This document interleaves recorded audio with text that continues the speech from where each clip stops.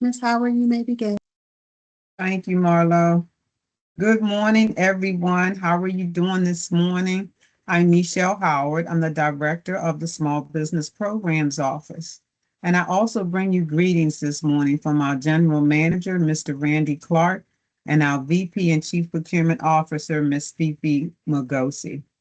I want to thank you for participating today in WMATA Small Business Programs Office outreach. We try to always make sure we bring you the information you can use and the information that you need, whether personally or for your business. This is a trying time, and we want to make sure that businesses are on top of their finances. So today we have future proofing your wealth, strategies for growth, protection, and financial health. And we have back with us. Always happy when this team comes. We have Philip and Pauline of World Financial Group back with us today. And we always invite them back because the feedback is excellent when they do their presentations to help you. Remember that at WMATA, your participation is key. So we encourage all the small businesses to get certified with WMATA. We have small business programs that can be certified for you. Please check out our website and learn more about our programs. WMATA is definitely open for business, and we want you to be a part of our contracting opportunities. We are your metro, the way forward. Please make sure that you put all questions in the chat and remember to fill out our surveys that will be sent to you after the presentation today. These surveys help us to plan programs that can benefit or support your development and growth. These are important to how we plan and present to those things that you need. So again, I want to thank you for attending, and I want you to be able to enjoy your session today. So I want to take a few minutes and introduce the team, Philip and Pauline, who will be presenting to you today. Philip is a financial advisor and educator devoted to empowering individuals, families, and businesses in reaching their financial objectives and establishing a secure financial footing for the future. He fosters collaborative relationships with clients to address financial challenges proactively. With extensive experience, he serves as a trusted personal finance specialist, offering tailored services that focuses on tax optimized financial decisions. Philip has guided numerous clients through pivotal financial milestones from retirement planning to college funding, using strategic insights and personalized strategies to ensure financial security beyond transactions. He is committed to his client education, conducting free seminars, workshops, and consultations to equip individuals with the knowledge and skills needed for confident financial management. We also have Miss Pauline. She has been a financial literacy advocate for over 27 years, and she officially became a financial advisor a year ago. Her previous career was 25 plus years of experience in the transportation industry in strategic planning and change management. She has two master degrees and two undergraduate degrees. I want to welcome to you today Philip and Pauline, and they are about to give you all the information that you can use to help your business on a financial level. Thank you so much.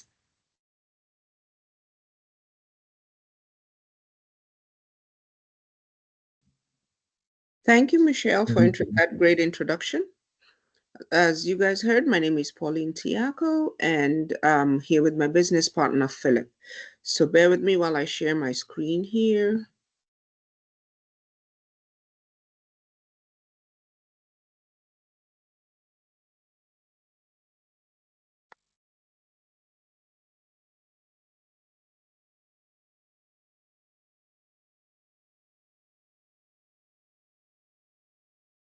Okay, can everybody see my screen? You're good, Pauline? Yes. Alrighty, thank you. So welcome. Our team is called World System Builder, and this is one of our workshops that we're going to be sharing with you today about how to future-proof your wealth. Um, so as Ms. Michelle mentioned, former career in strategic planning, licensed in 10 states, and um, I have been in the industry now for an additional 2 years, and been fully trained for 1 year. And that's my name again, Pauline Tiaco. And my business partner is Philip, former IT consultant. He's fully licensed in 19 states, and he has 9 years of financial service industry helping families and businesses. He's also a certified financial educator. And we both live in Maryland, and that is our contact information. I'm going to pause there for a minute so you can take that information down before we get started. I think that should be ample time for everybody to take a screenshot. Okay, so before we go very far, I want to go ahead and read this disclaimer verbatim.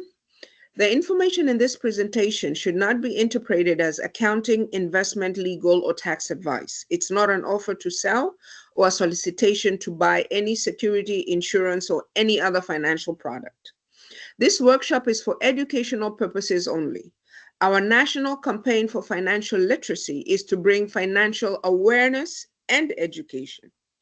We know for sure we will not learn everything during the course of this workshop. However, we hope you learn, gain more confidence, and take action towards reaching your goals.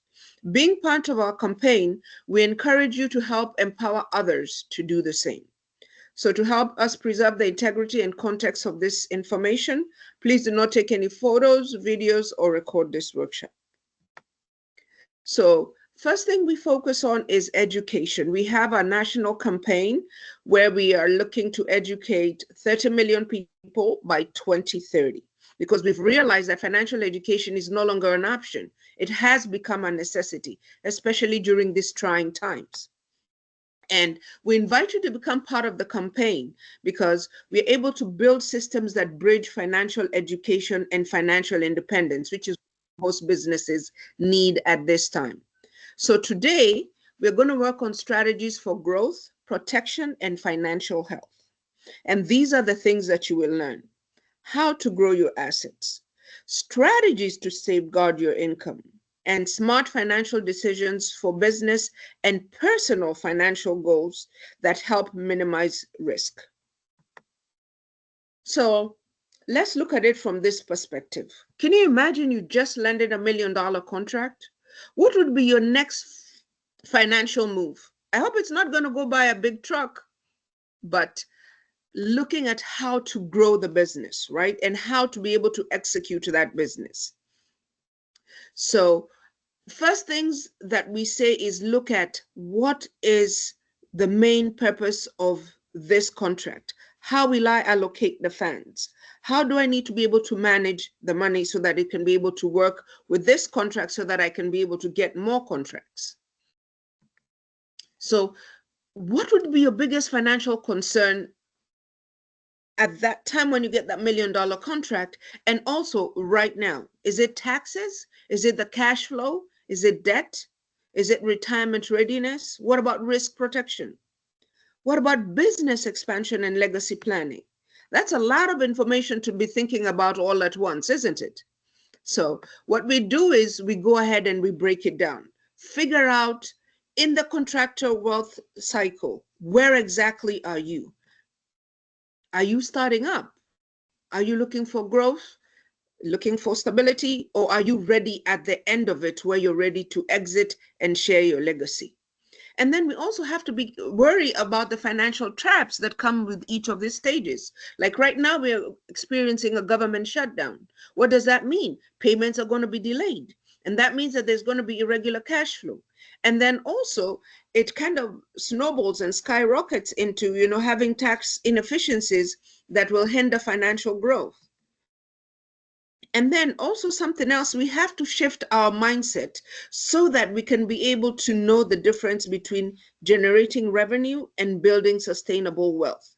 Because revenue will not equal wealth. Financial structure and the protection of your financial structure is what equals wealth. So let's look at it from a perspective of investment. What investment intelligence do you have? Can anybody think of the first time they encountered anything that is investment related? Was it a retirement plan you had at your first job? Was it a gift from your parents? Or were you taught by either your parents or an advisor or even a mentor? Or did you just get to a point and you just said, you know what, I have to start something, that's what I'm going to do? When we get to the bottom of investment intelligence, we need to ask ourselves, where are we getting our investment advice from? And once you get the advice, do you know what to do with it? Unfortunately, most people just jump into investment, right? They don't ask critical questions. So what we advise people to do is you have to build your knowledge, right? When you build your knowledge and you understand the industry, that's how you build a strong foundation. So just like building a house, a financial foundation has to be built from the ground up. Even the Chinese haven't figured out how to build a house from the top down, right? So they still hope of us sticking to this main principle, right? So the first one is proper protection. What that means is that when you have proper protection, you're looking to make sure that you have health insurance so that you can do preventative care, looking at disability insurance, we're looking at life insurance, and we're also looking at long-term care insurance.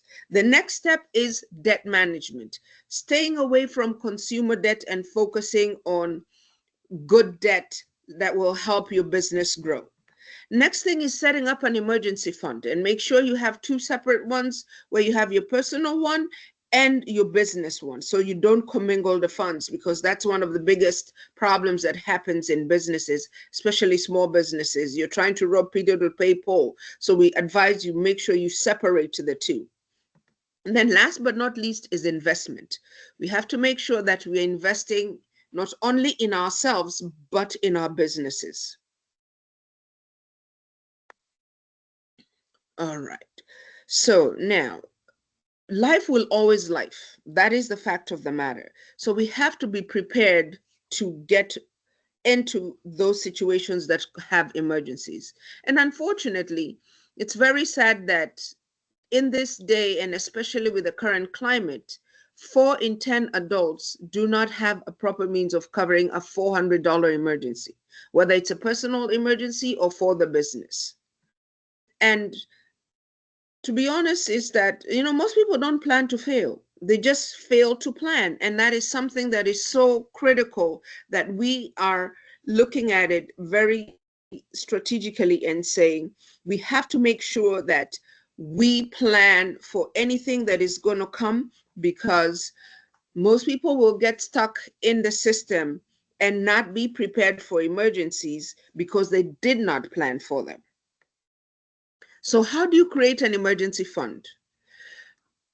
You create it based on what emergencies come up. Sometimes it could be your personal vehicle or your company vehicle that breaks down. Sometimes it could be, with the weather changing, pipes in, your office or in your factory or your warehouse, they burst. So that's a major repair situation that you have to think about. Or maybe your appliance breaks down. We had a client the other day who had to shut down business for 2.5 weeks because there was an emergency that happened with the equipment in their warehouse. So there are also other people who not only work a 9 to 5 and then also run their business on the side. So what happens if that they lose that job? Then they are not able to run the business. And the one that is most unfortunate is serious illness or hospitalization, right? And it's important to understand, what does the emergency cost you? It's very important to have it set up in such a way you have funds that are going to help you pay for this lifing events, and also to give peace of mind and reduce the stress especially in today's economy.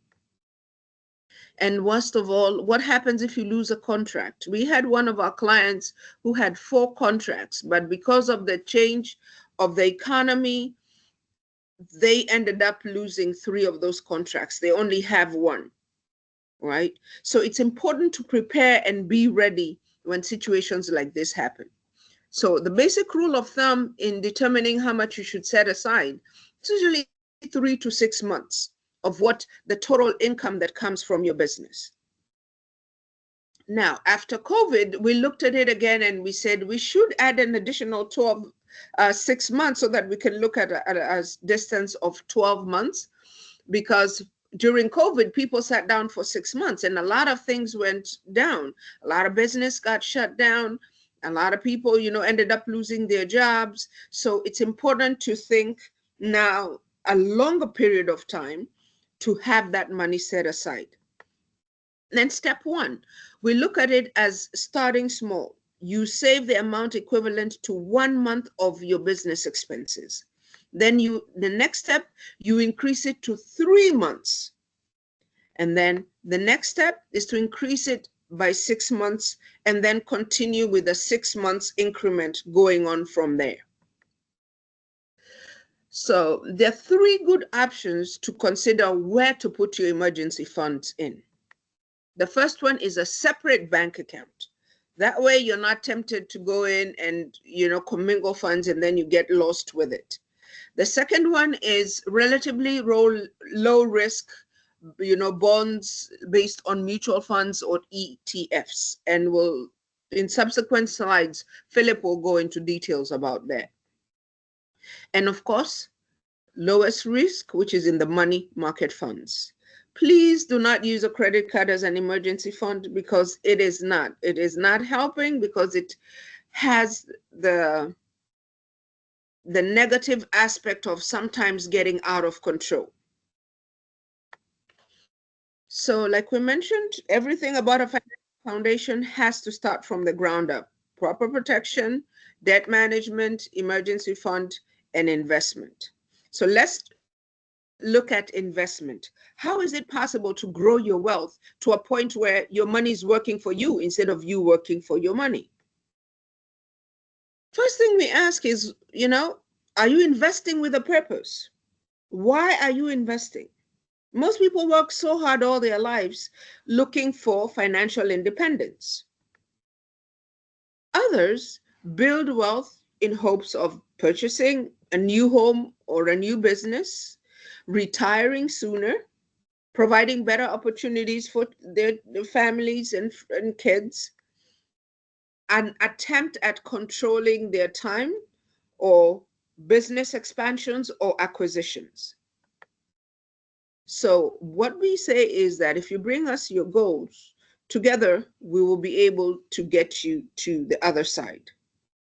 Now, there are 3 phases of wealth.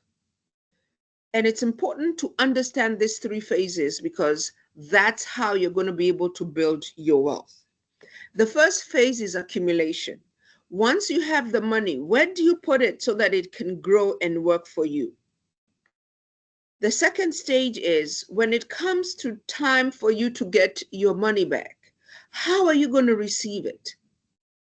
Are you going to get it tax-free, or do you have to pay taxes in lump sums, or are you going to be charged penalties for taking out the money at the time? And then last but not least is estate transfer. You've worked all these years, you built this beautiful empire. Are you going to be transferring it to your family as an asset or as a debt? It's very important to be clear about the steps that you need to take for that. So the good news is people are living longer. A few years ago, the life expectancy was 65. Today, we are looking at 84 years to 87 for men, and for women, 86 and a half to 90. Now, that doesn't necessarily mean that we are living healthier, but we are living longer. So unfortunately, the bad news is that most people are not saving enough for a retirement.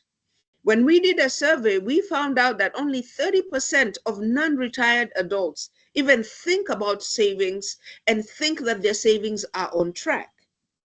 That's a very low number, and we're looking to make sure we help people increase that so that they can learn now better ways of retirement strategies and how they can save and be on track. So the question is, can you afford to wait? If, for example, you have a goal of saving $1 million by age 65, and you have an investment vehicle that is going to be giving you 8% in return, how much do you think it's going to cost a 25-year-old to save that $1 million in 40 years? The answer is slightly below $300 a month. And that is with consistent adherence to that every month for 40 years. What about if you start at a later age, at age 35? See how it doubles? It goes almost to $700 per month.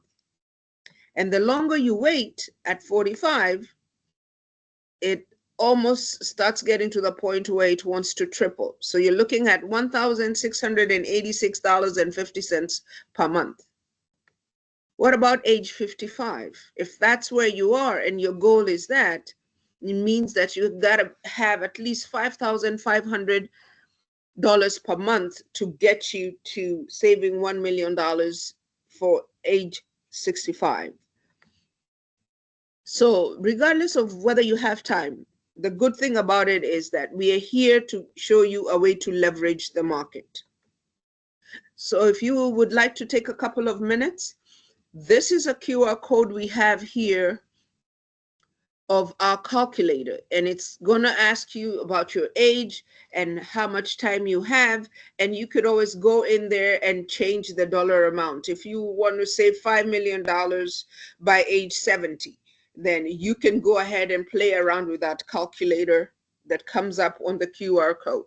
So I'm going to give a couple of minutes for you to do that. Are there any questions so far?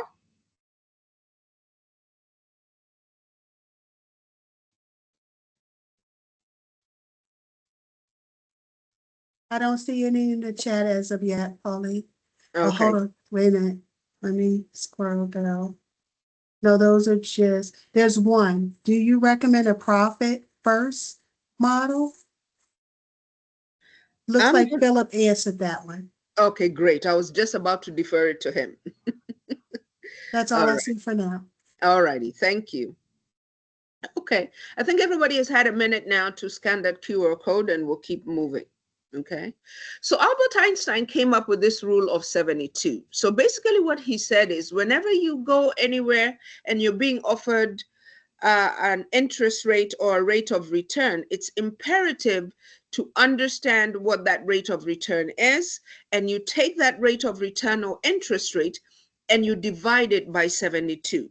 When you do that, that will determine how soon your money doubles. So in this case scenario, we have 3 individuals. All of them are starting off with $10,000. The first person starts off with 6%. So if you do 72 divided by 6, that's 12. So that means their money doubles every 12 years. So starting off with 10,000, you see it goes 20, 40, and 81. So in over 36 years, the person at 6% interest makes 81,000. Now, the second individual also has the same $10,000, but their interest rate is 8%. So that means their money is going to double every 9 years. So they have 4 opportunities for their money to grow. What that means is that it's going to double.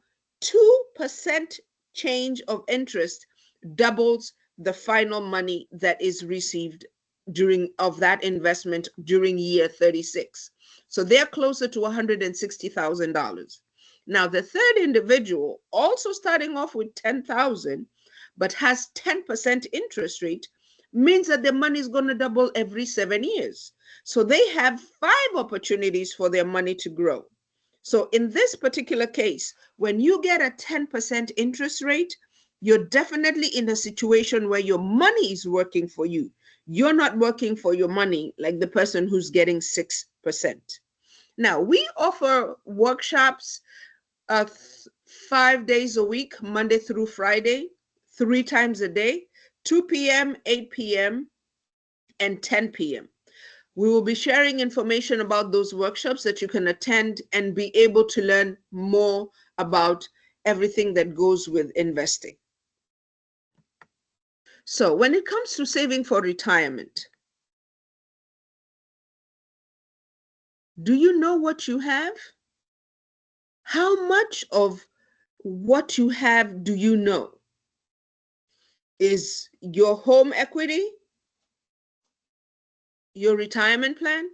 Or in some cases, is your child or your children your retirement plan?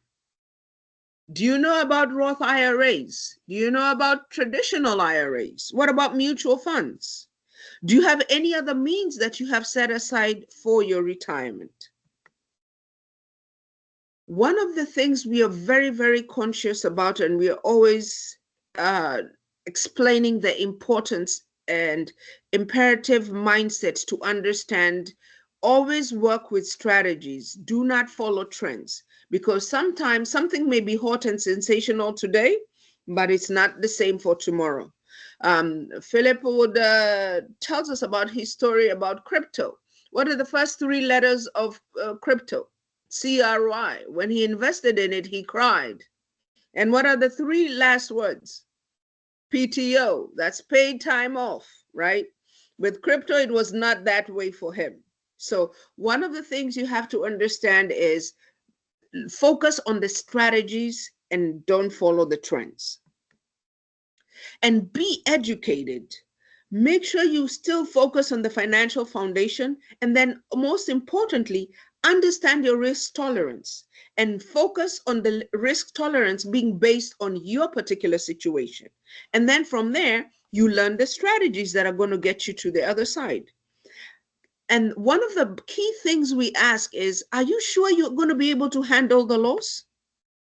Because if you have an investment portfolio and you have a loss, do you know what it takes to even be able to gain back to just the place where you're going to break even? If you lose 10%, do you know it takes for the market to give you 11% so that you can break even? What about if it's a 20% loss in the market? It means that there has to be a growth of 25%.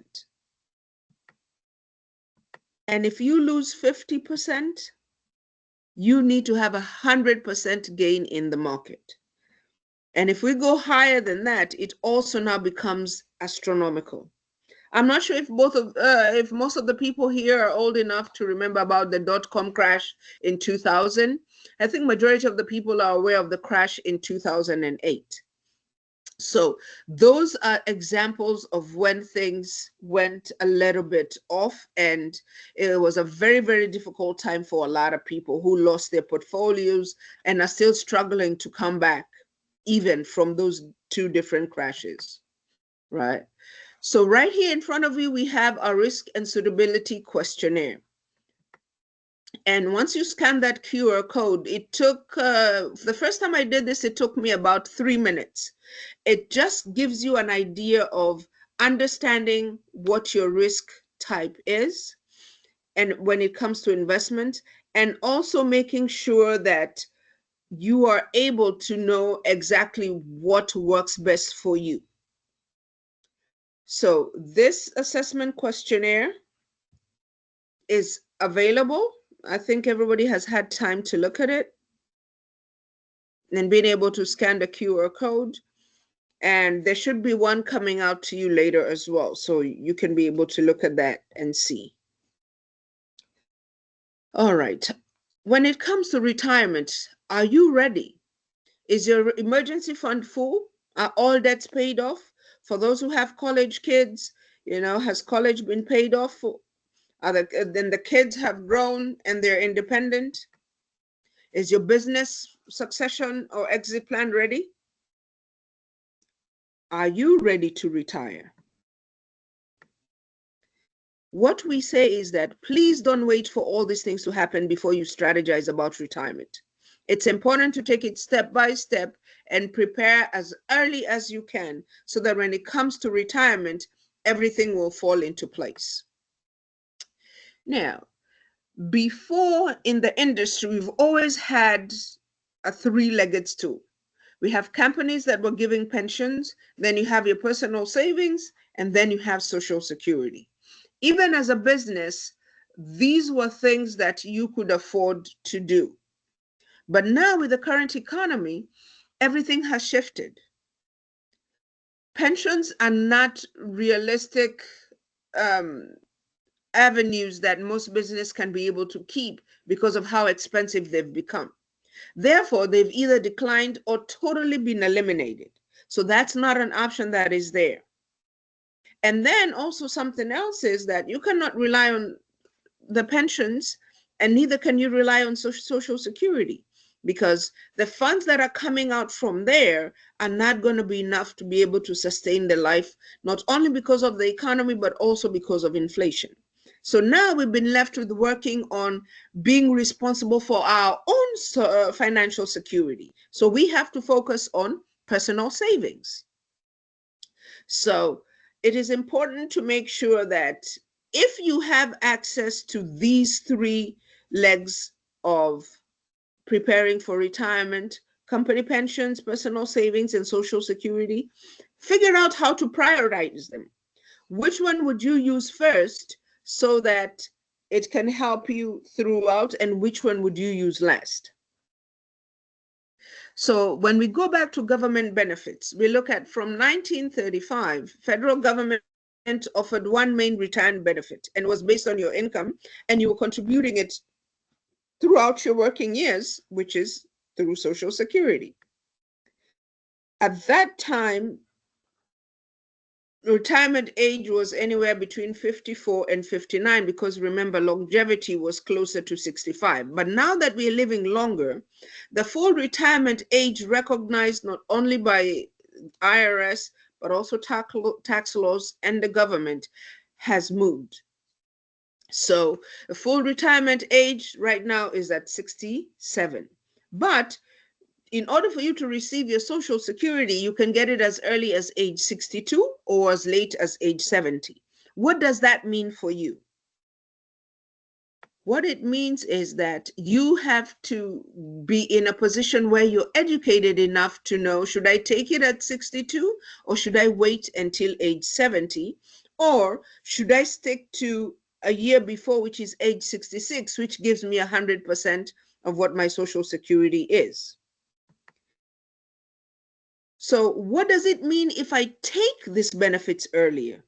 Do I lose the percentage? Yes, you lose the percentage. What happens if I take it later?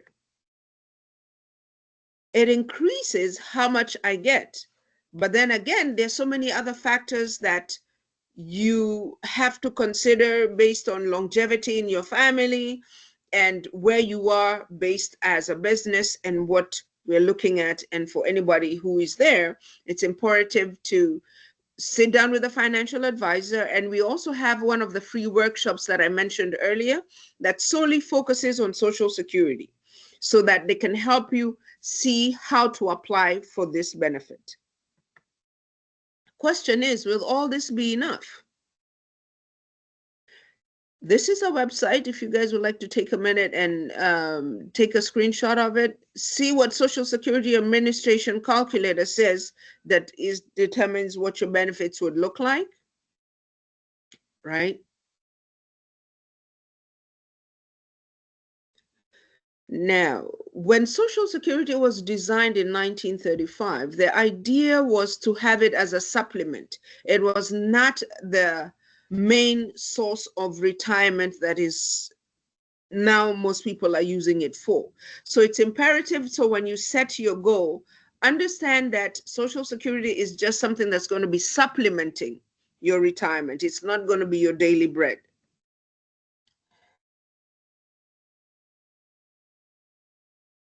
So let's look at some of the company pensions that are out there. For those people who are still employed or who offer pensions, we know it is something that most of the institutions sit down and consider and figure out based on their size how they can do it. So a traditional pension plan is defined as a benefit plan. And as a benefit plan, it's paid by the employer, and it has a reset payout that an employee would receive. That's why it's called a defined benefit. And then, as I said before, it's very costly for employers. And unfortunately, as an employee, you have no control.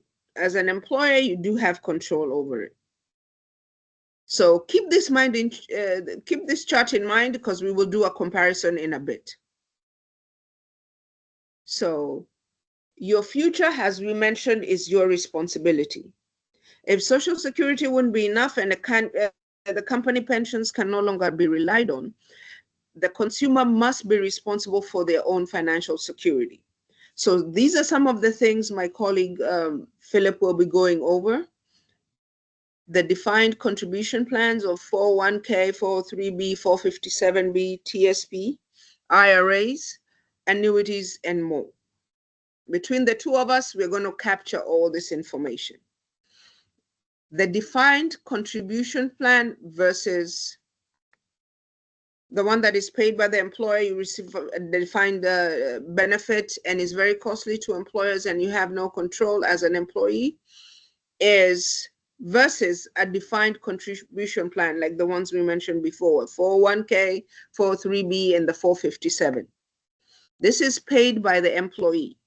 Some employers are able to match this, and sometimes it may be defined by your investment performance. The investment responsibilities and the fees are transferred over to the employee and not to the employer. And in this particular case, the employees have control over it. So all retirement plans are not created equally. So it's imperative to know which one best suits you, your company, and your employees. So let's look at the 401k plan. So this is a defined contribution plan. And basically, it's the responsibility of the employee to fund it with their pre-tax dollars. And that deductions are taken out of their paychecks. The employee is the one responsible. They choose how much they want to contribute, the underlying investments. And unfortunately, if the market does not perform very well, it leads to the employees losing their portfolio, or sometimes some employers also lose their portfolio on this. So as we mentioned, sometimes some companies and some employers will match their employees' contributions. And can anybody text in the chat, why do you think it's called a 401k plan? Is it because it grows 401k? Is it that 401j was taken? Why do you think it's called a 401k plan? Are there any answers in the chat?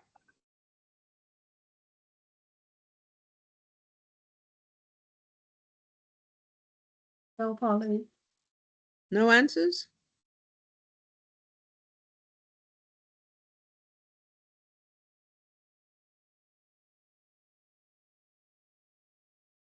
So 401k just refers to the IRS tax code that governs how to put money into this retirement plan.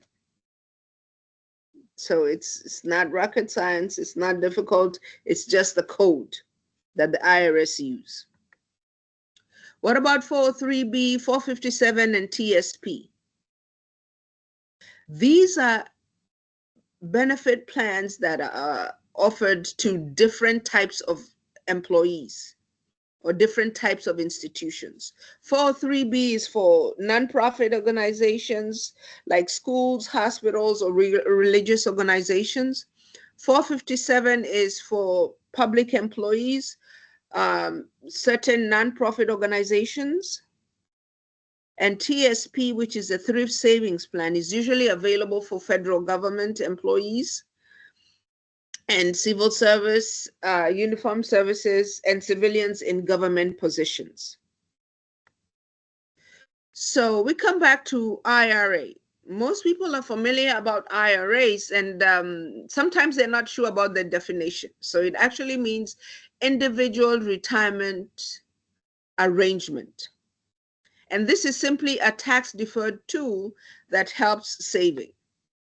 So there's several types of IRAs. There's the traditional IRA, the Roth IRA, the SEP IRA, and the simple IRA. So when we do a comparison between the traditional and the Roth IRA, we look at it and how it is funded. We look at the contribution limits that are set in place. We look at the tax deductions. We look at the required minimum distributions, and then we look at the earnings.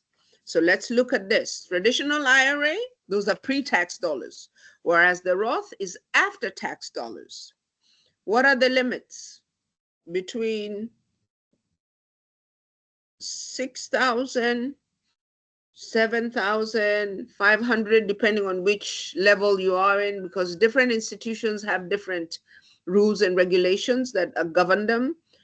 7,500 if you're under age 50, and if you're older than 50, you can go up to 8,000. Now, are there any limits for traditional IRAs? Yes, there are limits. What about Roth IRA? No, there are no limits. What about required minimum distributions? Traditional IRA? Yes, by age 72, because these are pre-tax dollars, the IRS has to get their percentage of you putting your retirement money aside because you did not pay tax for it. Whereas in a Roth IRA, since you've already paid taxes, there's no required minimum distribution age. And what happens when you start getting the distribution, when you start getting the money? You have to pay taxes when you withdraw from a traditional IRA. And of course, since you already paid taxes with a Roth IRA, you don't have to pay any taxes in case you withdraw it early. You don't have to pay any taxes at all. So it's also important to understand the difference between tax deferred versus tax advantage investment vehicles.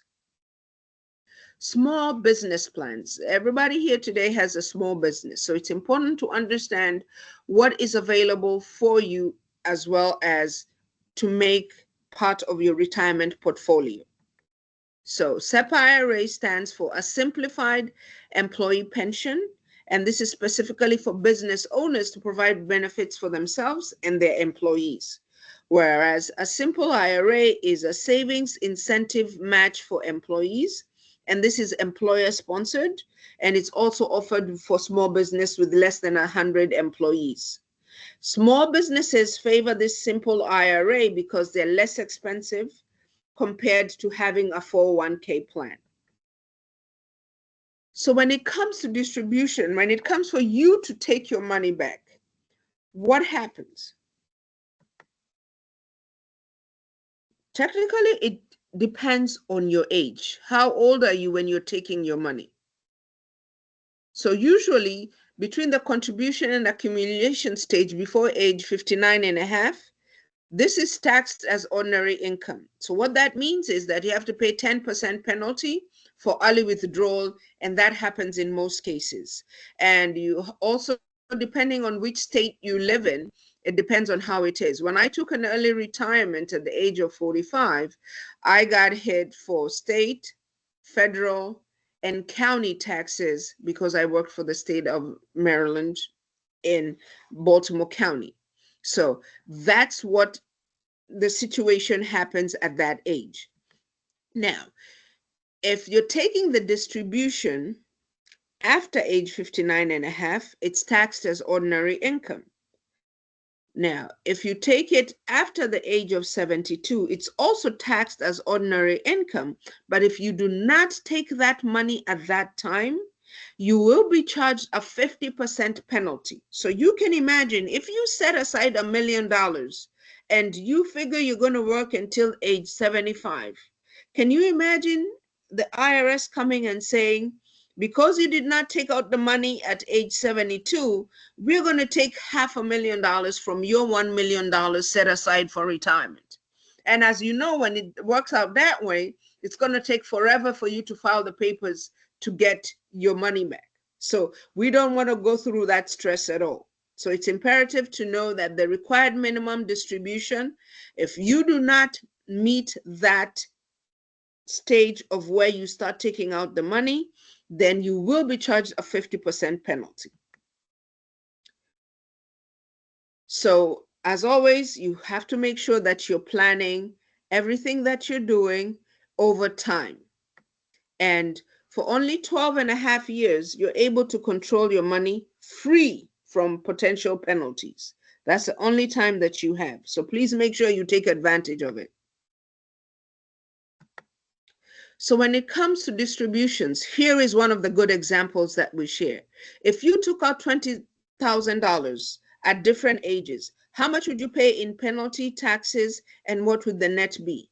And we're going to assume a 30% tax bracket with a required minimum distribution of $40,000. So here are some examples. Age 50, 60, and 75.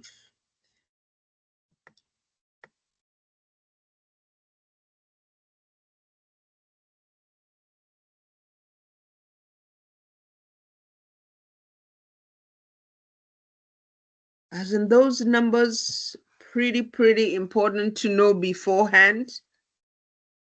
Yes, they are. Required minimal penalties get taken out of your account, and that is real. So it's imperative to stay focused, keep a clear picture and clear understanding of when all these different time frames come in for when it comes towards getting your access to your retirement income, and plan accordingly. What about a rollover? So what happens is that a lot of people in the small business industry are usually people who worked at one job and then they decided, hey, I'm going to retire and start my own business, or people who are business owners from get-go and they continued. And then throughout their business, they find it's imperative to have a second job to be able to sustain their daily income and also to pay their regular bills. So in that particular case, if somebody changed their job, look back and see, do you have an old 401k just sitting there? You're not paying into it. The previous owner is not paying, employer is not paying into it. Don't leave it just sitting there. Look at different opportunities. Philip and I are here to help. We are able to take that money, roll it over, and invest it into a retirement plan that is going to be able to help you have a bigger investment you're working with, and it's not going to cost you any extra taxes or any penalties being charged on your retirement account, because we're doing what we call a rollover. So, for example, if you have a 401k, it can be rolled over into an IRA. So, moving it from one administrator to another, which is a direct rollover, is one way you can do it. Or you can be able to do an indirect rollover, which is one participant going and putting it into another IRA, separate different investment vehicle, which is an indirect rollover. So like I said, Philip and I are here to help you so that we make sure it's done correctly. And most importantly, you do not want to create a taxable event on your money. You don't want anybody to be in a situation whereby their taxes they have to pay before it is due for payment because they took the money out early. So here are a couple of questions that we have created, just to check and see if you guys got to clear understanding of what we were talking about. Which defined distribution plans are employees of public schools, universities, hospitals, 501c3s, tax-exempt organizations eligible to participate in? So if you guys don't mind, please go ahead and type it in the chat. And Ms. Marlowe, please help me with the answers. Is it A, a 401k, B, a 403b, or is it C, a 457? So Pauline, we're going to give them a minute just to put some answers in the chat. So far, I see B, another B.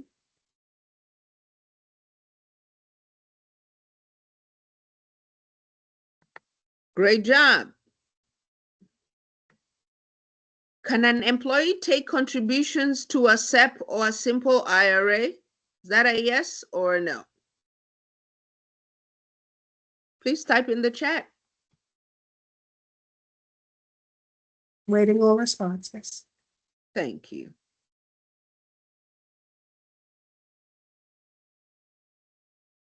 And we have 2 no's, 3 no's, 4 no's, 5 no's. This was a trick question. For a SEP, We have it's a 2 no. yeses. Oh, so somebody got it. Okay. For a yes, simple IRA. Unfortunately, for a SEP, it's a no. What about a rollover? Is it possible to roll over a tax IRA to a Roth IRA?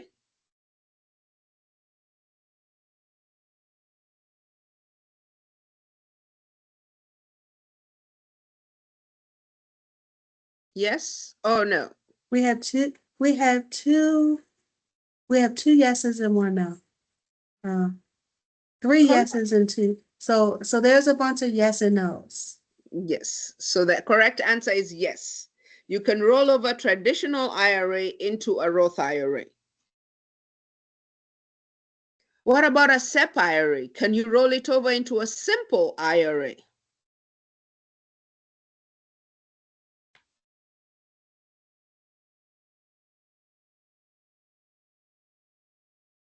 We have 2 no's, 3 no's, 4 no's.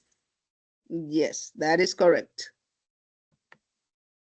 So one of the things that we have to keep in mind and we have to consider is, are we able to continue the tax deferral, which is an advantage that you don't have to pay taxes now, you can pay later and at reduced percentages?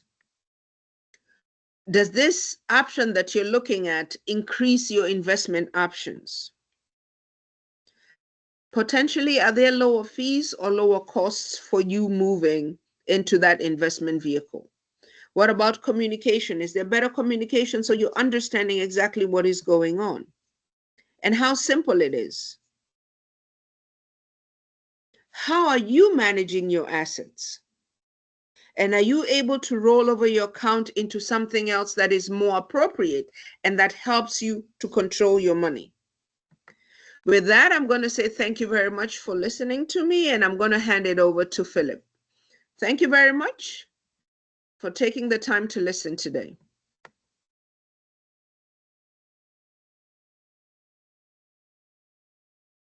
Thank you, Ms. Pauline.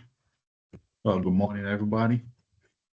I'm Philip. I'll continue with the second part of our workshop today. I'll make it a little bit practical.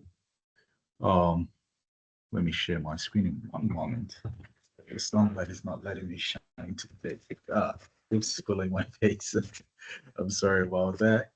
Let me share my screen. All right.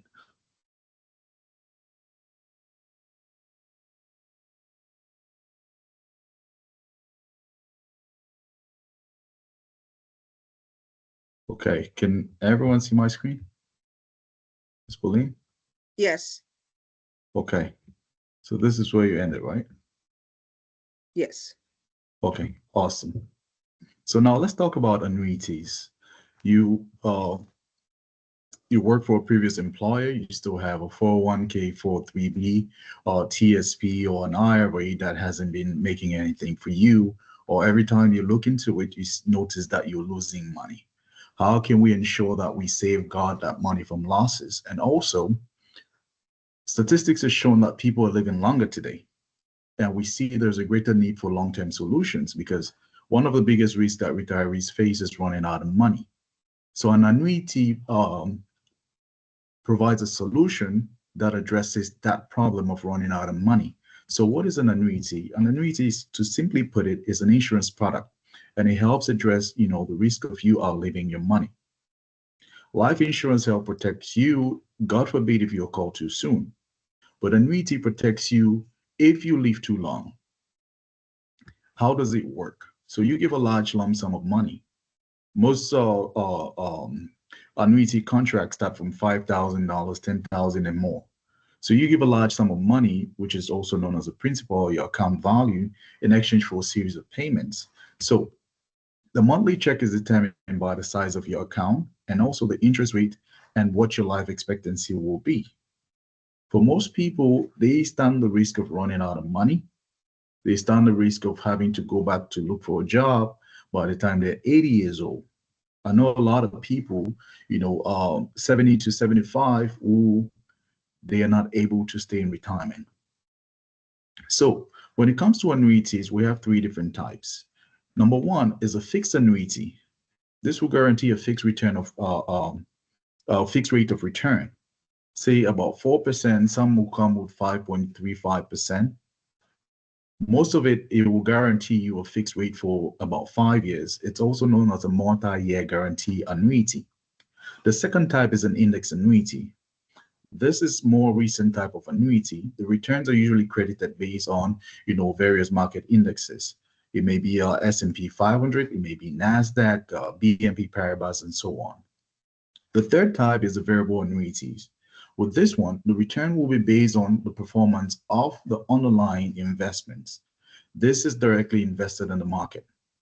So God forbid, if the market goes sideways, you also lose value of your account. In an indexed annuity, you're guaranteed to not lose anything because you're tied to an index. The lowest you usually get is 0% if the market goes negative. For a fixed annuity, you're guaranteed a low interest rate. Now, let's look at some questions based on what I just said. An annuity is designed to guarantee you income for life. Is it true or false? What do you all think?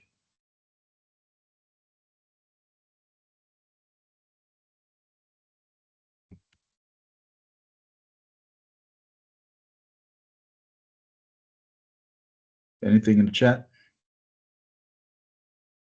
So far, Philip, we have one false.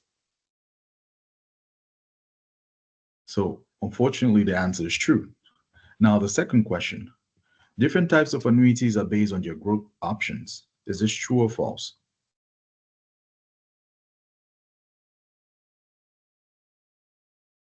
Philip, we're still waiting on response. Oh, we have two trues, including my true.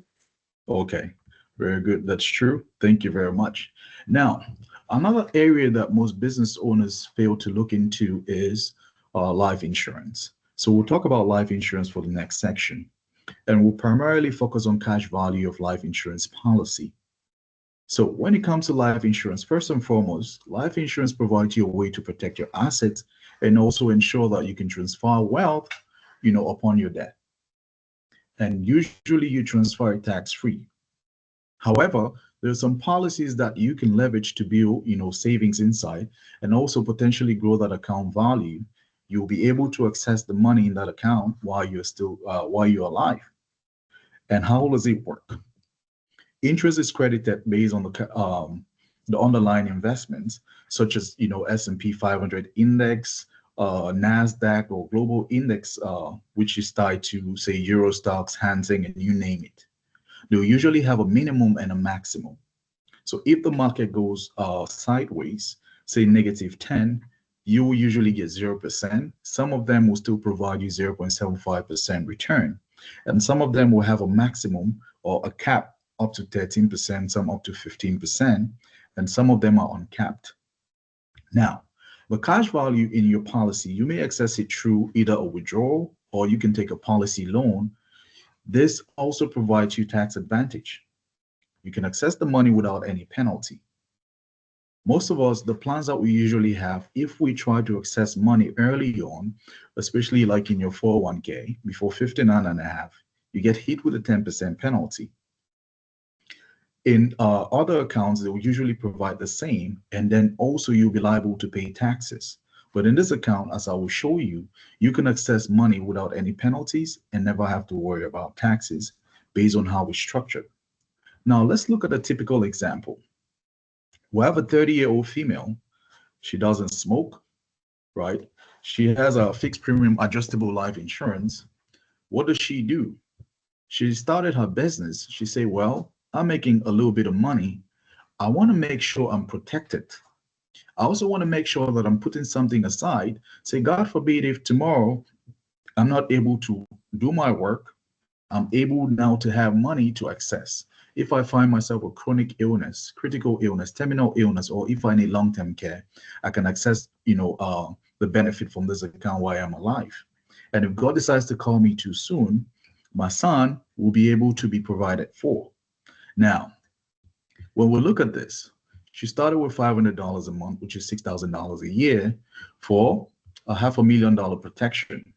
And this is illustrated at just 7.10%. Now, we look at for the first 5 years, she would have contributed $30,000. The cash that has grown inside of this policy is $22,000. And she continues on. In 20 years' time, she would have contributed $120,000, as you see here. The cash value that has grown inside of the policy is over $165,000. If God decided to call her, her family received $665. Now, by the time she turned 65, she's also leveraging this to build retirement income that she'll never have to pay taxes on. So at 65, she has contributed in total $210,000. She has over $500,000 in this policy that she can access. If God decided to call her, her beneficiaries receive $1.1 million. And she stopped contributing anything at 65 and just let that money continue to grow. If her goal was to pass on a legacy to her, family, by the time she gets to age 80, the money that is in the account from that $517,000 that she stopped contributing, that money has compounded to over $1.1 million. And it continues to grow if she never accessed this money. So she could structure this to say, hey, I want to be receiving whether it's $20,000 or $30,000 a year or $40,000 or $50,000, whatever she chooses from this account, to also supplement what she may be getting from, Social Security or other retirement income sources. Now, most business owners, actually every business owner, your mind is always in motion. You're trying to balance, hey, is it payroll? Is it taxes? Is it retirement? Is it recruiting and retaining the people I've recruited? How do I manage inventory? Is it marketing? Is it customer service? Is it social media? All these different things we're constantly trying to manage. But the three areas that often stand out, and they're very, critical, but most often we overlook them as business owners. The first is taxes. Second is recruiting and retaining top talent. And then the fourth thing is retirement. I'll share a quick story before I continue on. I met this Chinese guy in one of the veterans events in Baltimore. And he has run his business for over 40 years. And when I met him, he told me he's here to try to look for funding, and he's also trying to sell his business. Unfortunately, he didn't put any exit strategy as part of his business. So for over 40 years, he's now 75 years old. He has a business that they've been looking to sell for over 2 years now. There is no buyer. He and his wife, they're tired. I went to inspect, their factory, and I saw how hard these people were working at 75. It really broke my heart. Most business owners, they never think about when they will retire. How will they ensure whether they're selling the business or whether equity that they built in the business can be paying them, in their retirement years? Or God forbid, if they're not able to sell their business, what is their fallback strategy if none of their children will take over the business? So it is essential that as you start your business or as you're running your business, always think about your exit strategy, and not just think, but also have a plan in place. And having that plan means you have a means to fund the plan. Now, let's talk about one thing which is key: tax. Where is your money going? The funny part about America is you make money, they tax you. You spend money, they also tax you. And you save, they tax you based on where you're saving. And the most funny part is when you die, they also tax you. And Benjamin Franklin says, nothing can be said to be certain except death and taxes. Those are two things that are certain. We will go someday, and we also will pay taxes whether we like it or not. Now, let's talk about something which is key. When I got into the financial services industry, I got to understand that to build wealth is a simple mathematical problem. And with the mathematical formula, I can be assured that I can build wealth because I know how wealth works. Now, number one, first thing first, we need money. Money grows with time. The more time we have, the better for us. The less time we have, the more difficult it is for us to build wealth. Miss Pauline talked about the rule of 72. The rate of return, it determines how quick your money will compound. Then also inflation will take away your purchasing power, whether you like it or not. Then taxes. So today, let's focus on taxes. We can better understand taxes and potentially minimize what the impact will be on our financial future. Now, when it comes to taxes, you have to understand where you put your money. The IRS provides us three different places where we can put money. The first is a tax now bucket. This is your checking account, savings account, CDs, mutual funds, ETF stocks, and you name it. In these accounts, any gains you make, you pay an income tax for the year that is due. So literally, you'll pay taxes on this every year for the rest of your life if you make anything on it. Your tax later bucket. You don't pay taxes today, but you get to pay taxes down the road. And if we're being very honest, do we think that taxes will go up or it will go down in the future? If the answer is that it will go up, if you have all of your investments here, that means when they increase taxes in the future, you'll be liable to pay more taxes. A key question I always ask people when I meet them on a one-on-one basis, when we discuss about 401k or 403b, plans that they have is, how much of that is yours? And they always look at me like I'm crazy. And they're like, oh, it's my money. I said, not all of it. Uncle Sam has a share because remember, the money you contribute into your 401k, 403b is pre-tax dollars. So Uncle Sam hasn't collected his fair share of that income. Eventually, down the road, when you get to retire and start pulling money out, Uncle Sam has to take his share. You pull money out too soon, they hit you with a 10% penalty if you pull it before 59 and a half, like Miss Pauline shared. So it is very, it's imperative that we understand these different buckets. Now, when it comes to tax advantage buckets, money you contribute into these plans are usually after-tax dollars, like your Roth IRA. You don't have to worry about any taxes on the growth of this account. 529 college savings plan. Most parents leverage this to build college fund for their kids. It's a great strategy, but one thing is, this may limit your child's ability to get a needs-based financial aid.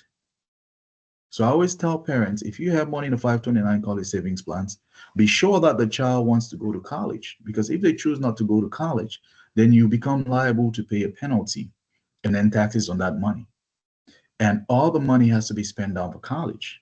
Then when it comes to municipal bonds, this has very low interest rate. It's a great strategy to at least shell some money without being worried about market volatility. When it comes to life insurance, especially cash value life insurance policies, most people don't know about the power that this has. The wealthy people, this is one of the biggest vehicles that they use, not just to protect your wealth, but also to transfer wealth to their loved ones tax-free. Those who truly understand this, they leverage this to build a significant amount of wealth for the future. When it comes to health savings account, primarily you use this for healthcare expenses. If you choose to use it for something else, they'll charge you a 10% penalty. Then long-term care benefit. This is one area that I always educate my clients on, because statistics have shown more than half of people turning 65 will need some form of long-term care. The question becomes, how would you afford to pay for long-term care if you don't have a plan in place? Will you have to use up all your retirement savings, or will you need to dive into your children's college fund to be able to pay for it? The big question I'll ask you is, where is your money? Do you have all your investments just in the tax now bucket or tax later? How are you leveraging strategies to ensure that you get to the 0% tax bracket as you get into retirement? Now, for us to reduce the impact of taxes, we look at the four vehicles of building wealth. The first that most people have is 401k. When it comes to contributions, they are tax deductible. Required minimum distribution, otherwise known as RMD, it will kick in at 72. If the IRS tells you, hey, Mr. John Doe, we need you to pull $100,000 from that account, and you, Mr. John Doe, you decide to take $50,000, The remainder 50,000, they hit you with a 50% penalty. Also, for growth, is tax deferred. That means they don't collect taxes now, they collect taxes down the road. And upon withdrawal, you get taxed as income. So if taxes go up, it means you're liable for more taxes in the future. And an individual can own this. Accessibility, you can cash out, but early withdrawal equals 10% penalty. And this also comes with contribution limit. Now, the second bucket is annuity. Contributions can be tax deductible. When it comes to required minimum distribution, it depends on the source of the funds. If it's coming from a Roth IRA, then you don't have to worry about required minimum distribution, or if it's coming from a bank account. Growth, potentially tax deferred based on the source, and is also subject to tax upon withdrawal. Who can own this? An individual or corporation can buy an annuity contract. Accessibility, you can cash out or you can borrow against your annuity contract, depending on the type that you have. There are no contribution limits. Now, when it comes to Roth IRA, contributions are not tax deductible. There's no minimum required minimum distribution. The growth is usually tax free because the money is coming from an account that you've already paid taxes. And upon withdrawal, it's tax free. Who can own this? An individual. Accessibility, you can cash out. Contribution limits, yes. Now, let's look at life insurance. The contributions are not tax deductible depending on the type you have. So if you're a business owner, you can leverage an executive bonus plan. You can use key person insurance policy or buy-sell agreement to be able to ensure that if something were to happen, your business can stay afloat. And also, as you gear towards retirement, you want to make sure that you have a plan in place to be able to take care of you. Now, the growth is tax deferred. Required minimum distribution doesn't apply to this. Upon withdrawal, it's tax advantage because the money you contributed, you already paid taxes on. An individual or corporation can own this, and you can cash out or borrow against, the cash that is in your policy. And contribution limit will depend on the policy, the size of the policy. So if you had $1 million today, where would you want your money to be? Where you continue to get taxes, or where you can defer taxes, or where you won't have to worry about taxes in the future? So it is imperative that we understand as we build our portfolio, always think about taxes. The wealthy always focus any decision that they make has to lead to tax benefit. Now, let's focus on 3 retirement planning risks which impacts individuals. The first is insufficient retirement savings and income, like I was sharing earlier. The second thing is taxes. The third is market volatility. These are deadly killers of your retirement. Most often we don't look into it and we don't factor it when we get to plan. Now, when it comes to insufficient funds, new retirees usually would need at least 8 to 16 times their pre-retirement income just for them to maintain the same standard of living. Now, look back into your family and say, okay, what is my family life expectancy? My grandma or grandpa, how long did they live? If they live to age 90 or age 100, and you're planning to retire at 65, that means you have more than 30 years to be in retirement. So will you have the income that will last you for 30 years in retirement? Or if we go with life expectancy 85 for male, 86 for female. If you retire at 65, that means you have 20 years to be in retirement. Would you have to dust your resume and go find a job when you're 75 because you're running out of money? Now, someone with a $250,000 in pre-retirement income, they may need to save, about $2 million that will cover 8 times their annual income, and up to $4 million to cover just 16 times the income.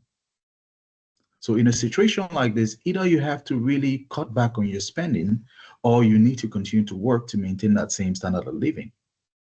The question will be, will you have enough saved for retirement? Now, we'll look at 5 reasons why you may have insufficient retirement income. The first is Social Security. It replaces just a small percentage of your pre-retirement income, right? The more you earn. We'll look at this. The maximum annual Social Security at full retirement is just about $48,216, for 2025, that's about $4,000 a month. If you were looking to retire and rely only on Social Security, then this might pose a big problem, especially if you still have mortgage payments to make, or if you had your kids, later on in life and they're still young and they need to go to school.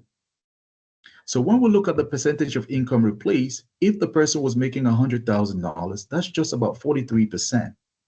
But if the person was making a $250,000 pre-retirement income, that's just about 17% of their income that is replaced.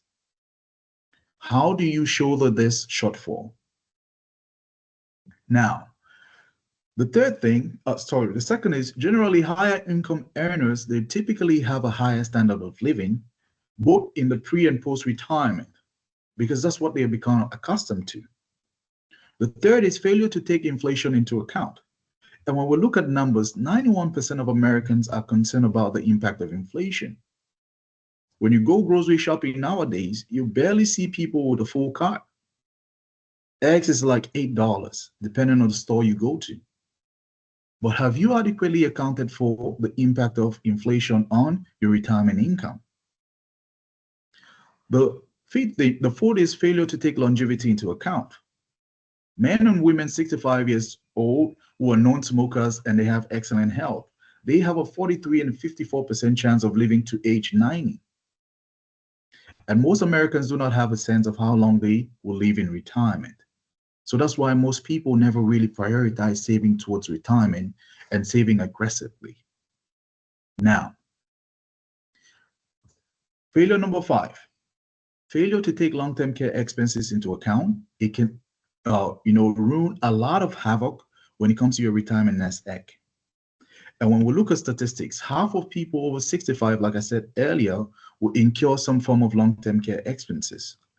And just 15% of those people will have, cost of $250,000 or more. Only 51% took healthcare costs into consideration when they were calculating how much they will need for retirement planning. Now, a lot of times when we look at our parents, if they have certain health issues, some of us will also inherit those kind of health issues. How would you pay for it? Now, maybe you are taking care of your parents. Who will take care of you? And will your retirement income suffice to take care of both long-term care needs and also make sure you're taken care of? Only about 7.5 million Americans, that's just about 3.3% of the population, do have, insurance for long-term care. What have you done to help you ensure that this $250,000 to $500,000 in long-term care expenses is taken care of? Now, the second risk in retirement, the failure to consider impact of income taxes. A lot of times, most people think, hey, because I don't make a lot of money, taxes is not my issue. But no, taxes will play a key role in impacting your, ability to build a significant retirement income. Now, let's look at Wendy. Wendy is 45 years old. Her anticipated living expenses at retirement is about $150,000. So the projected income, where will it come from? She has a 401k. She's expecting to take at least $110,000 a year. And she's also expected to receive about $40,000 a year from Social Security. The projected retirement income is $150,000. But most of us will think, oh, Wendy's on track to meet her goals, right? But what about taxes? Let's look at how this will work. Net, of the 401k projected income. From that $110,000, she will pay taxes. The net that she will end up with is $79,200. Net Social Security income is $32,000. So the projected net income is $111,000. So what is a retirement shortfall? Over $38,000. Do you think Wendy will be able to make the trips that she had planned before she factored in taxes? Probably not. Now, failure to consider impact of market volatility is risk number 3. Let's look at this hypothetical example. Idris Elba is my favorite actor, so I had to use this picture. So Idris, we say age 65, 401k balance of $2 million. Desired annual income $130,000, and his plan is to have 3% increase year over year to cover for inflation. Now, most people don't understand how market volatility can impact their ability to have a sufficient amount of money for retirement. Now, let's look at this. In this first section, the blue part, right? I'm terrible with colors, the dark blue. So he has a portfolio, average return has been 5.69% over 15 years. So in the first years, let's say this account returns really well without any, market volatility impact. So from 65 to 70, there was no losses, just really significant gains, right? And he's withdrawing 130,000, 133, and so on. In this, when he turns 71, he's, the market drops 15%. It goes down to 180, and it continues to go up. And then he has two, market losses. So you realize that at 79, he has over $906,000. The advantage he has over another person is that he didn't experience any negative market situations in the early years of retirement. Now, let's look at the second scenario. In the first years, he experienced huge losses. How does this impact him? He's taking the same withdrawals, but see what happens. At age 79, his account has gone down to just $7,900 instead of $906,000. So that's why as you get towards retirement, when you're moving money, move money into accounts that will help protect you against market losses. Because a lot of times, like Ms. Moline shared early on, you lose 10%, you need 11% to get back up. If you lose 20%, you need a whole lot more. What about 40%? So imagine if you were Idris, would you be here or would you be here? Understand your risk before you invest. Now, what are some strategies that we can leverage to address the risk of taxes, market volatility, insufficient retirement income, as a small business owner? The first thing we'll look at is an executive bonus plan. So you have your business, you've been running it, you make sure your business is successful. How do you pay yourself? Do you pay yourself just a salary? What about profit that you're making? Can you also give yourself a bonus? And if you're giving yourself a bonus, how can you ensure that you can benefit from a tax write-off for that compensation you're giving yourself through a bonus? That is where an executive bonus plan comes into place. So in this scenario, we are leveraging an indexed universal life insurance policy to make this possible. So when we look at the executive bonus plan, look at the benefits of this plan to you as an employer. The first, it provides you, the owner, and all the selected employees that you can choose with an attractive both pre and post-retirement benefits. The second thing, it distinguishes the compensation package.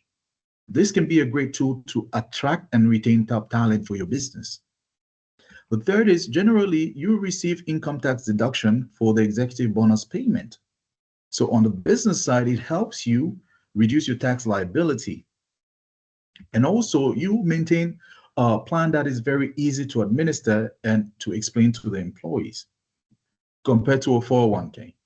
Now, what is the benefit to the executive? Now, the first is they can enjoy a tax-deferred growth of the life insurance cash value. They can be able to access that cash. If you're an executive and you're doing it for yourself and you own the business, this is a great strategy where you can have supplemental retirement income. You can have money for emergency. You can have money to scale your business. Also, it provides income tax-free death benefit. God forbid if you're called too soon, your family will receive that benefit to ensure that they can maintain the same lifestyle that you've gotten them accustomed to. When it comes to the policy ownership, you as the owner, you can access that cash value, like I said, and you can save more for retirement since the plans overcome the limits that you have with like 401k or an IRA. You can contribute a whole lot of money into this plans. And this plan will also come with living benefits. If you have a long-term care situation, you can access that money in the plan. If you find yourself with critical illness, you can access the money in the plan. If you're terminally ill, you can access that money in the plan. Or if you need money for whatever, you can access the cash that is going inside of the policy. Like I said, Wealthy people are leveraging this to do, crazy good things for themselves. Now, let's look at an example. We have Harry Rich. He's the owner and also the key executive of Harry's Engineering. He's 45. I know the picture doesn't look like a 45-year-old, but he's a handsome man, right? So he's married with 3 children. So in this, we're leveraging an index universal life plan to implement the executive bonus arrangement. So he has no retirement plan other than Social Security that he's trying to rely on. So what are the core financial planning goals? The first is protection of income and assets. We want to make sure we can secure wealth against unexpected life events and financial risk. Most business owners don't think about this. The second is tax liability reduction.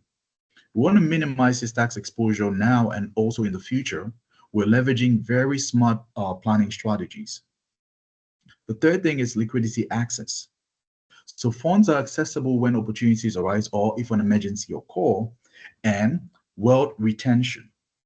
So he's able to preserve and also transfer wealth effectively across multiple generations if he chooses to properly set it up. And also a tax-free retirement. So we designed a retirement income strategy and we focus on tax-free distributions. So if he has $1 million in this plan, it's $1 million that he has. If he has $1 million in a 401k, he doesn't own $1 million because Uncle Sam hasn't taken taxes yet. And also long-term care preparedness. So we're preparing for health-related costs without derailing or jeopardizing his financial future. Now, how does this work? So we look at, insuring him for $1 million. He's paying $2,700 a month into the plan. And also he has $1 million in long-term care. So annually, he's able to move $32,400 into this plan.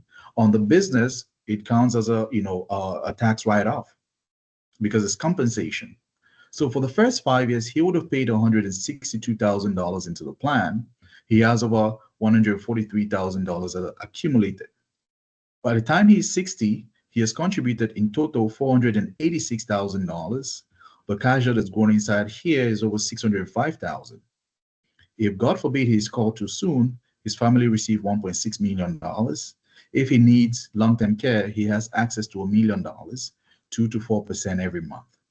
Now, his goal was to retire at 65, and be in retirement by 66 with at least $1 million that he has to his name. At 65, he stopped contributing. He has contributed over $648,000. The cash that he has in the policy is $969,000. By the time he gets into retirement at 66, he has over $1 million tax-free, penalty-free that he can access at any point in time he chooses. If God decided to call him, his family received $2.2 million. Sorry, $2 million and $24,000. So if he let this money continue to grow, by the time he's 85, he stopped contributing at 65. The cash that is going inside of the policy is over $2.7 million. If God decided to call him at this stage, the family received $3.7 million tax-free. Now, to summarize this, what the business pays, $2,700 monthly or $32,000 a year. That's about $90 daily. For $1 million in protection, the total premium he will pay by age 65 is $648,000. So growth, this account return up to 13.5% and above, depending on the underlying strategies. By 66, he has over $1 million. At 75, he has over 1.6 million. Safety, the lowest he'll ever get is 0% or 0.75%, depending on the strategy. Also, the money is tax advantage. So he can access tax-free withdrawals or he can take tax-free loans. At 66, he has access to $1 million. At 75, over 1.6 million. If God decides to call him, at age 66, the family received $2 million. At age 75, they receive 2.6 million. This also comes with long-term care, chronic illness, critical illness, and terminal illness. And most of these plans will also come with the funeral concierge service. That means, God forbid, if you're called too soon, your family doesn't have to lift a finger. The insurance company takes care of all the funeral arrangements. Your family just takes time to grieve you. Now, let's look at another strategy. We have John Doe, 60-year-old male. He's worried that, hey, His kids, they won't be able to take care of him, if he has health issues in the future, because everyone is focusing on themselves. So he says, well, I have, money sitting at the bank. I want to make sure I have a plan for long-term care, because if I go down with health issues, I may not be able to work, but my bills will still be running. So we sit down with him. He says, well, I want to move $150,000 into this long-term care plan. So he's protected for $246,000 in long-term care. And monthly, he can get $10,283 if he finds himself needing long-term care. Annually, he can receive $123,000. So automatically, he has replaced his monthly income and ensure that he can be taken care of if he has a long-term care need. He can pay someone. Now, in a situation where we assume, say year number one, if he has a long-term care need, he starts receiving $10,000. He'll receive $10,000, for the rest of his life. If he passes away year number 21, the family will receive a death benefit out of this policy. Now, death benefit $246,000 on day one. God forbid if he score after this plan is implemented. So lifetime long-term care, he receives $123,000 yearly for the rest of his life. Also, he has tax advantage because the money he's receiving is tax-free long-term care and tax-free death benefit that will go to his loved ones. And in year number 20, he can surrender this policy and receive $178,000 back. So this can ensure that he doesn't have to bother his children who are, they don't even care. He has a plan in place to take care of himself and also something to leave to his children, God forbid he's called too soon. Now, the other strategy we'll look at, this is someone who they, were working for many years and they've accumulated $200,000 in their 401k plan. So we sat down with them, we say, hey, rather than leaving this money in your previous employer's retirement plan, can we do a rollover for you? He said, sure thing. We say, okay, let's move that $200,000. When we look at this strategy in the most recent 10 years, if that performance plays itself, that $200,000 that's moved, we're looking at it compounding to over $523,000. If we get the lowest 10-year performance out of the past 20 years, we're looking at that $200,000 compounding to over $384,000 in the next 10. And if we get the highest 10 years out of the past 20 years, we're looking at that $200,000 compounding to over $636,000. So this guarantees that he never loses any money. He has growth and also safety. Now, when we look at this accumulation index annuity, he pays $200,000 at age 55. The growth 7 to 12%. At age 65, the lowest $376,000. The highest he could potentially get $613,000. Based on the last 10-year performance, if that plays out, he gets $507,000. So when it comes to safety, there's a guarantee of zero loss. And also when it comes to tax advantage, if he's moving cash from his bank account into this strategy, the money grows tax deferred. If he's moving the money from an IRA, he will continue with tax deferred growth. If it's a Roth IRA, he will be able to access, what he contributed into that account tax free. Also, they can structure this to have no cost. So these are some strategies that you can leverage to supercharge your retirement, position yourself in a space where you don't have to worry about money.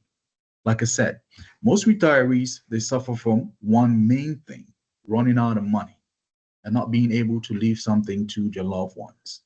Now, why do we focus on business continuity planning? You as a business owner, what are some crucial business planning questions you must ask yourself?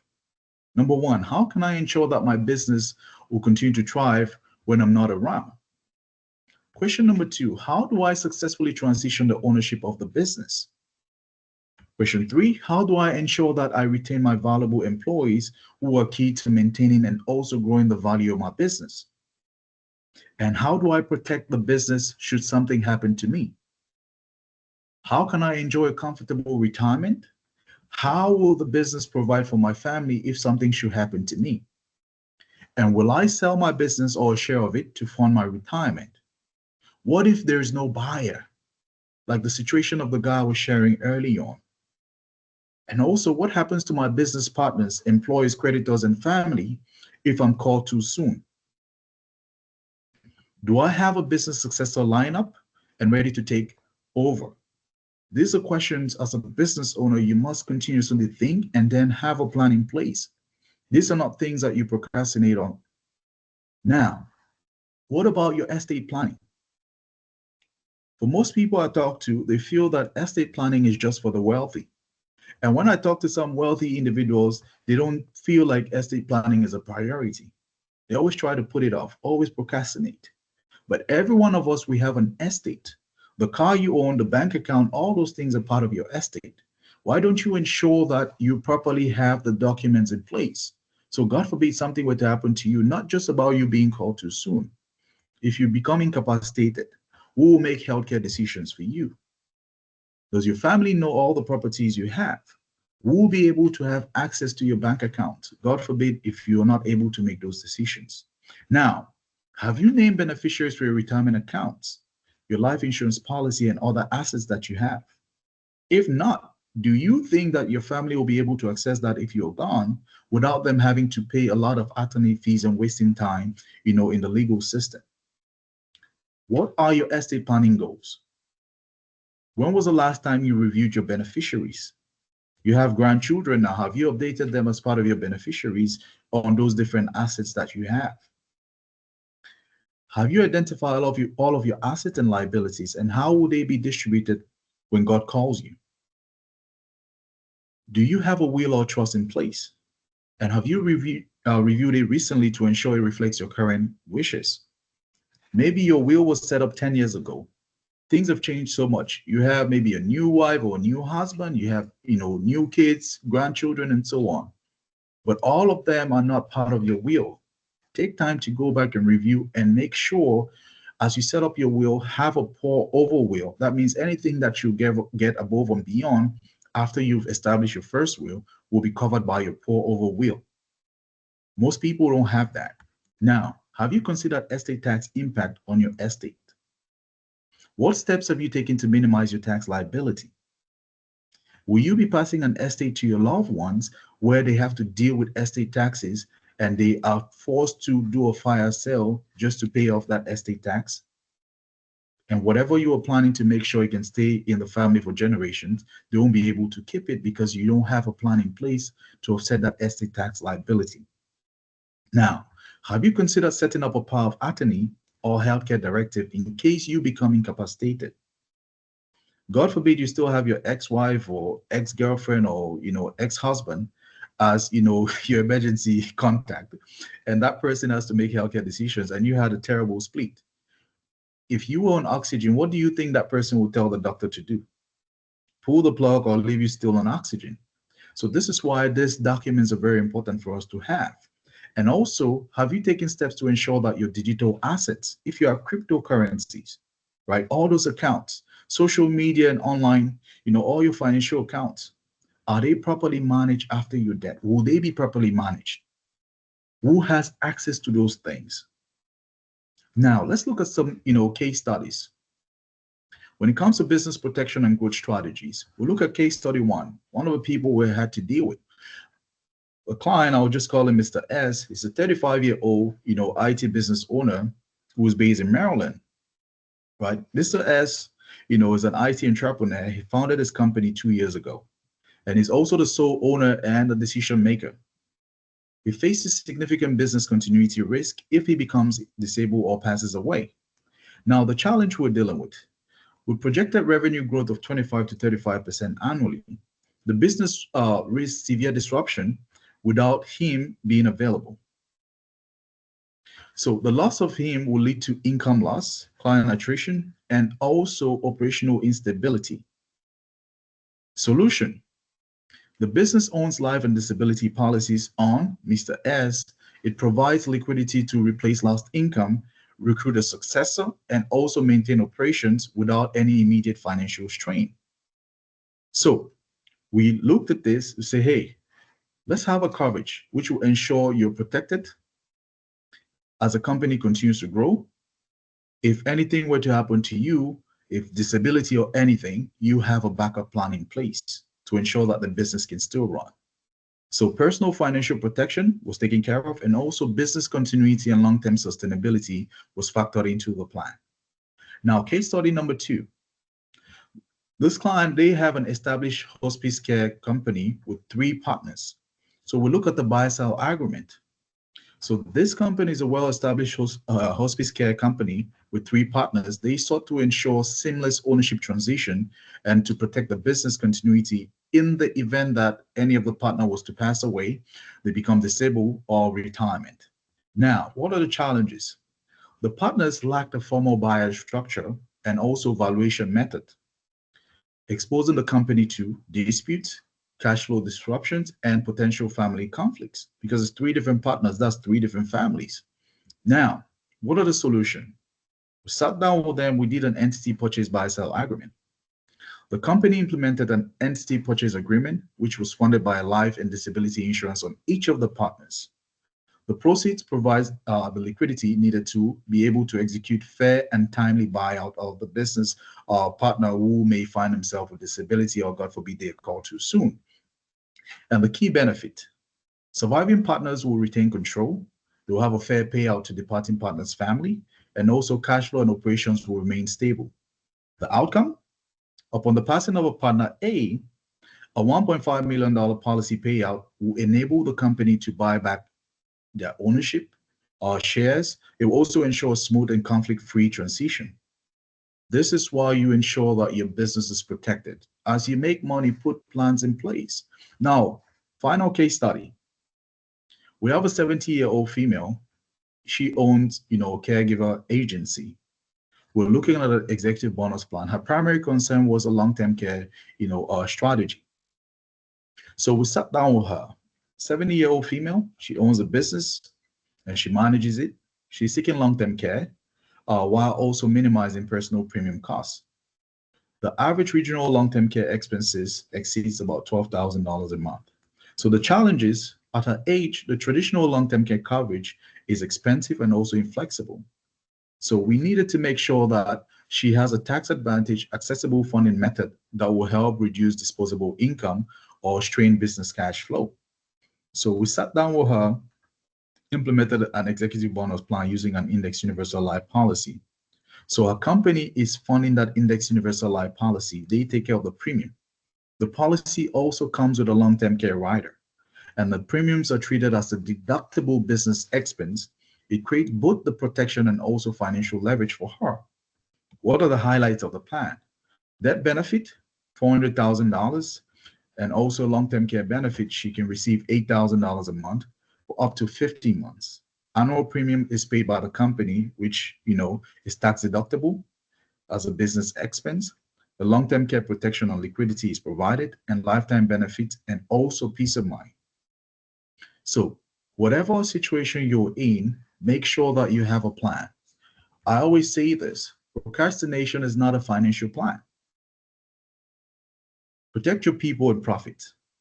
Ensure that your key employees and you as an owner, you're financially safeguarded. Leverage strategies that will help cover you and provide the resilience that your business will need for the future. Secure your succession plan. Don't wait. Prioritize doing this. You can leverage, whether it's a buy-sell agreement, put in place continuity plans that will prevent ownership dispute and also preserve your organizational value, and ensure that you turn your business expenses into long-term advantages. Leverage executive bonus plans. These are tax-deductible plans for your business. Leverage them. Every one of us, we need a financial checkup. Take the time, schedule some time with us or with your financial, planner. Say, hey, I want to see what I currently have. How will they look like for the next 10, 20 years? Will it be able to carry me through my retirement? What are my tax saving strategy? If the market was to go sideways, how am I protected from market volatility? So I encourage you, take the next steps. You can schedule time with us for complimentary financial needs analysis, We'll be able to review possible options and also solutions that will help you. We can collaborate with your team. Whether you have your attorney, your CPA, or other financial professionals you have on your team, we can work with them to establish a plan that most, closely aligns with what your goals are. So on that note, if you have any questions, I'll be glad to hear and answer them. And call to action. This contact information, myself and my business partner, Miss Pauline. You can reach out to any one of us. Our sessions are complimentary, so we don't charge you. For most people, they're scared of scheduling time with a financial professional because they think the fees involved. But please don't be scared. Schedule time, and we'll be able to see what your situation is and work with you accordingly. I want to thank Omar for giving us the opportunity to share this today, and I hope this has added value to you guys as it has done for me. So I'll go ahead and stop sharing my screen, and if there are any questions, please go ahead and ask. Thank you very much. Please put any questions in the chat. We'll give you a few minutes to do so. Thank you.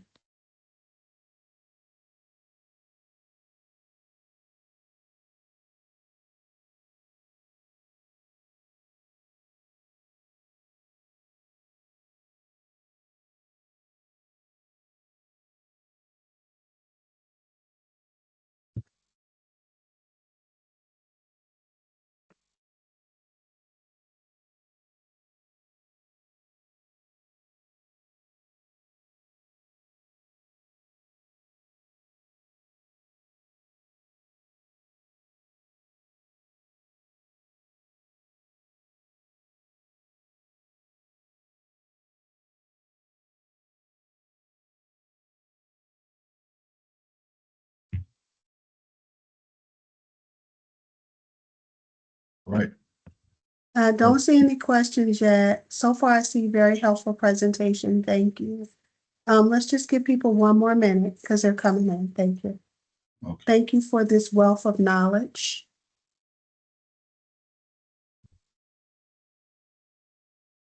This was a lot to digest with a consult review this. Will a consult review this information? Yes, absolutely.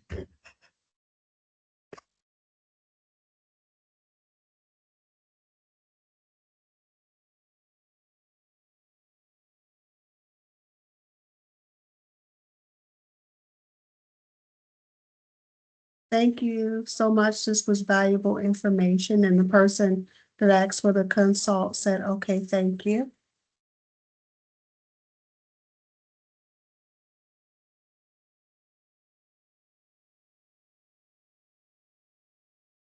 So good morning, everyone. My name is Marlo Johnson. I'm the manager um, of the Small Business Programs Office. My director, Michelle Howard, had to leave for a meeting, but I want to thank Pauline and Philip for your presentation and dropping all of those gold nuggets.